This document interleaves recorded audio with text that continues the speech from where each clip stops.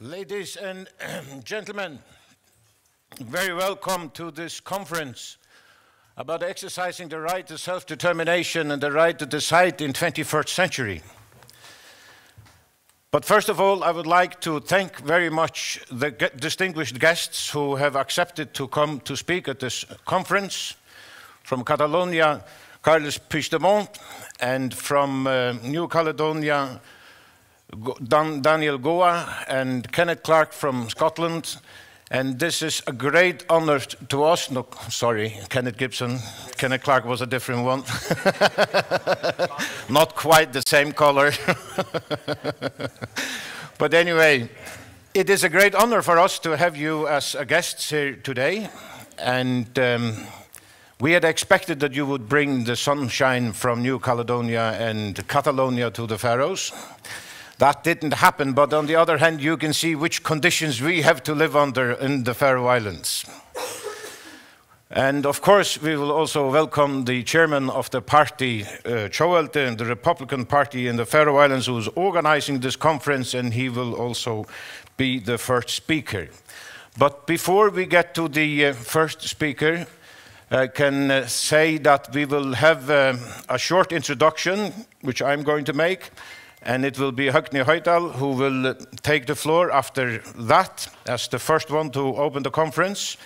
Then it will be Kenneth Gibson, and then it's Daniel Goa, and then we hope to have room for a small break before Carles Puigdemont comes onto the scene.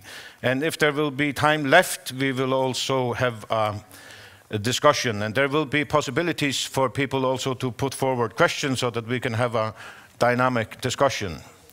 I'm going to lead you through this session, but right now I'm going to have a small introduction about the right to self-determination. Oh, sorry. Hand down.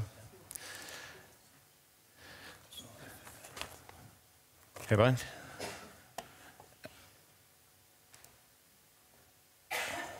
Sorry. We shifted the shift-knappen bare. Okay. But this introduction will be made in Faroese.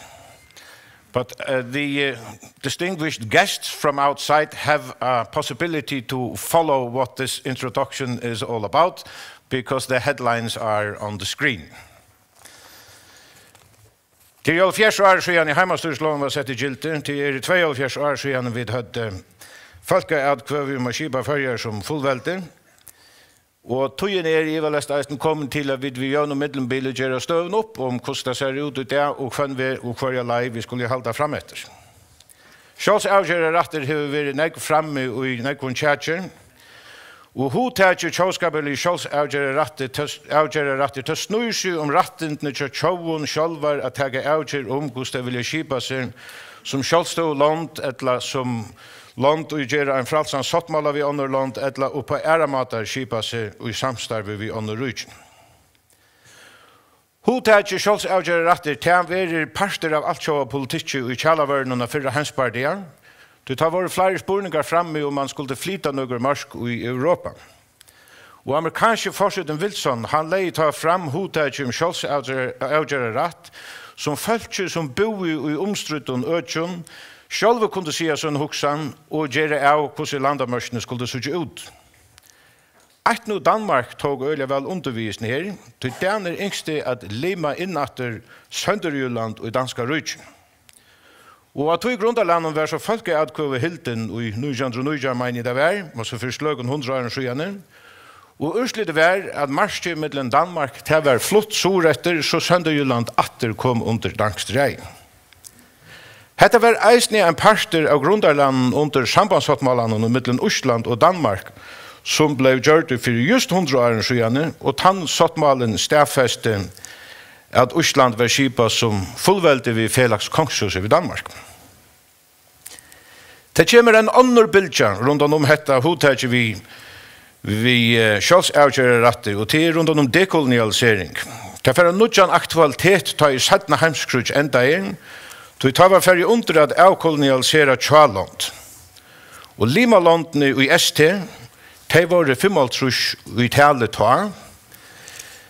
De stafest i SDE-fundar samtykton at man skulle trygga ödlun tjallandon eller non-self-governing territories ratten til a skipa seg som sjálvstøðu land eller etter fullgående folkareisende mannagongton at trygga seg kanskje en ærastøve som vi nevnte i Janne som en fralsam fellesskap og gamle tjallandene eller det vil si landene som høtte tjallandene de bundet seg til a stola daimon og hesare leine.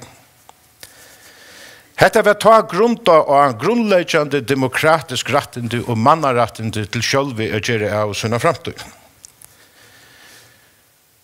Tjálanda veldene, de eimerste ta hverju tjálanda i høtte som fingi henda ratten, og avkoloniseringen, hun tog diga seg i altrusjonen og i trusjonen. Og tali av suverenen staten, de vaks negv til neste 30 årene. Men Førjar og Grønland var ikke sett av hentan listan. Det var hinvegen Ny-Kaledonia.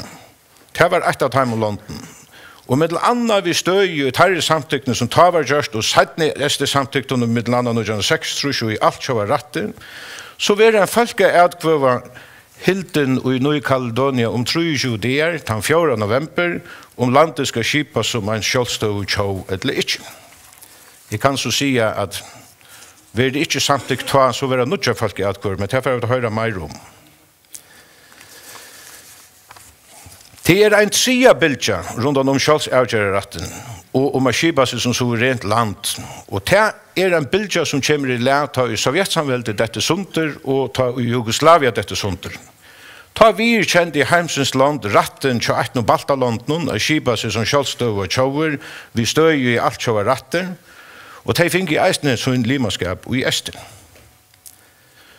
Så gjerne ta det bare noen helt få land som i skipa som sjálvstøv land. Og nå i 21. øld så tidses det som at Rage hever ho av venta, og hoeren til at man etablerer av landen og vi kjenner ratten til øren tjåen at skipa seg som sjálvstøv land viknaver. For jeg ikke sier at Rage gonger i måten. Det sutja vi med landa i Europa og i Europas samvelden, og vi sutja det eisne i 18. og Kina. Og en ráðstevna i Brussel fyri vikne så sier et som ombår tjóver og minnelotar som ikke vidkjenter at de etablerer av landene de tolka Altjóða sáttmálan tjóðskaparligan sjálvsavgerðarrætt sera smalt og de vira han bæra til at tænir der egne avmalen som til dømes i Kosovo og Sur-Sudan som var, kan man si, Altjóða politisk problembøtten. Og hette her hava mellom anna katalanar sannan. Du har her sett så ut alit og at Europa for å telle ta Spania valgte for så herlige fram mot det demokratisk valgte katalanskon odviton, så hørtes ikke et kis ur EU. Og i jar sværa i danske utarrydgisran og danska tingmannen Pelle Dragstedt minst trutja fer at i Danmark med vid støvn og Katalonia som et spankst innanrydgismal og tog har vi onka mening om det. Men hver ta viringen for mannarattenden og grunnleggjande demokratisk rattenden til tjåven som sjálvi gjør av hvordan de vilja skipas.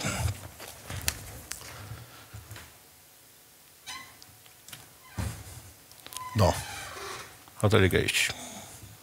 Hva det neste slidene? Han kommet her, fint. Det motsetninger mellom stater og tjóver. Statene som heva sitt omveldig på plass, halda fast på sunne marsk, og til argumenterer alltid ut fra jorda og grunnloven. Medan de landene som gjerne vilja skipa seg som fullveldig, de argumenterer som regel ut fra de politiske sjånaminen.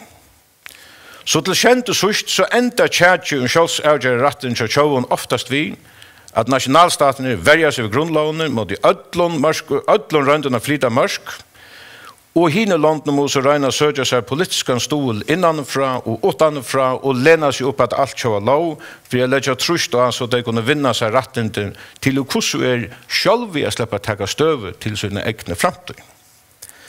Vi øren åren så sin spurningen ikke bare en spurning om jorda, men en stora mån om politiska vilja og viring for grunnleggjande demokratiske retten til tjóven som vil skipa seg som tjó. Hese tingene kjenner vi deg etter i førjum.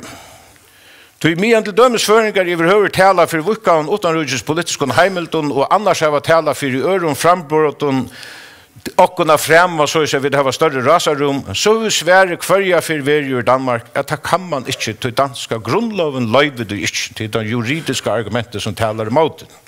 Men ta det så vunnet framalai, så det tog at det enda vi har blivit en politisk semje av korsen. Førja landstyre boa ifra i en danska rapport til SD i 2006 til tjei at førja hava fotland sjálvsavgerðarrætt. Og det sjálvandi en tutninga mykjel utmelding. Og det omettelig stor tutning at vi tar okkur tann ratten. Men hette en einsøy utmelding til sambar danska underrujsraharanun, så Danmark omgantui vi kjent for omheimen ratten tjaförjun a skipa seg som egna tjå.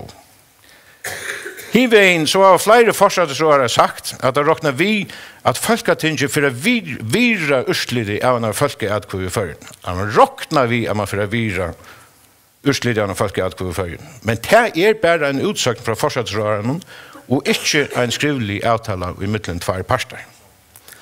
Skulle det komme til skarpskjeringar med den partene, så kunne førjer til ikke råkna vi ståren stoli ur øren London, til svære være bare at dette et danskt innlandlendes mål, og så sier og tia ødelheimsens land.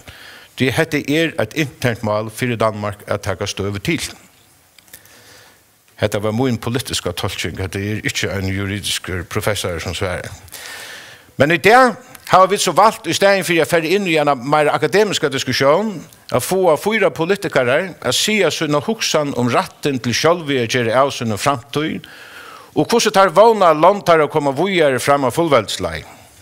Ødel har de imisk eikjenner, men korsene har de til felaks at de verja og strujast for sjálvsavgerðarrætten eisene i 21. alt. Det var Høgne som legger 4, og så gjerne Kenneth Gibson som jeg sier Janne.